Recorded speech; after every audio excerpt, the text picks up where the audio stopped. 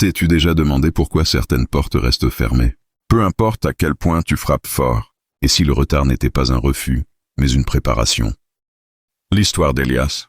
Dans un petit village tranquille vivait un jeune homme nommé Elias. Il rêvait de grandeur, de sortir sa famille de la pauvreté, de bâtir quelque chose qui lui survivrait. Mais son voyage ne commença pas avec des applaudissements. Il commença dans le silence, des années d'attente où rien ne semblait bouger.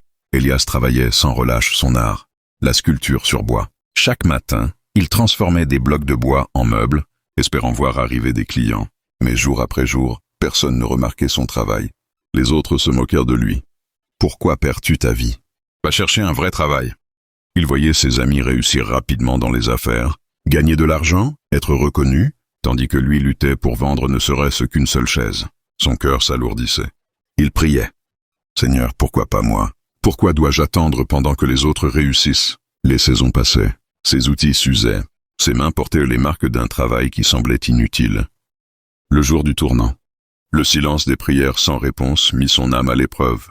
Un jour, un riche marchand passa par le village. Fatigué de son voyage, il s'arrêta dans le petit atelier d'Elias. Son regard tomba sur une table en bois posée dans un coin. Une table qu'Elias avait fabriquée avec amour, mais jamais vendue. Le marchand toucha sa surface et s'arrêta un instant. « Qui a fabriqué cela ?» Elias, hésitant, s'avança. Le marchand sourit. « J'ai voyagé dans de nombreuses villes, mais je n'ai jamais vu un travail aussi soigné. Je veux l'acheter. Et pas seulement celle-ci, je veux en commander plusieurs pour mon palais. » À cet instant, Elias comprit une vérité profonde. Et le temps d'attente n'était pas perdu. Les années d'attente n'avaient pas été vaines. Chaque sculpture ignorée, chaque prière silencieuse, chaque lutte cachée, avait fait de lui un maître de son art. La vie d'Elias changea. Son nom se répandit bien au-delà du village. Ce qui autrefois paraissait un retard se révéla être un temps divinement parfait. S'il avait réussi plus tôt, il n'aurait pas été prêt. Mais parce qu'il avait enduré l'attente, il était préparé quand la bonne opportunité arriva. La leçon spirituelle. La vie a ses saisons. Il y a un temps pour semer et un temps pour récolter, un temps pour être caché et un temps pour briller. Quand les portes ne s'ouvrent pas immédiatement, cela ne veut pas dire que tu as été oublié. Cela peut simplement signifier que la saison n'est pas encore arrivée. L'arbre ne porte pas de fruits à chaque saison. La rivière ne déborde pas chaque jour.